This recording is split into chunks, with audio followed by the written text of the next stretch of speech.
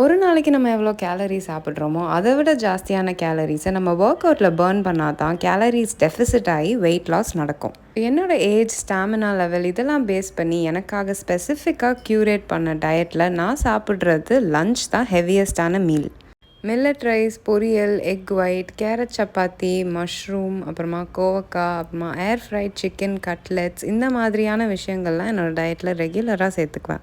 Oil சேர்த்து பண்ணுற அப்பளம், பிக்கிள், சிப்ஸ் இந்த மாதிரி ஐட்டம்லாம் சைடில் சேர்த்துக்கிட்டிங்கன்னா அதுவும் உங்களோட சீட் மீலாக மாறிடும். நீங்கள் பிரியாணியே சாப்பிட்ணுன்னா கூட உங்களுக்கான போர்ஷன் கண்ட்ரோலில் கரெக்டாக இருங்க.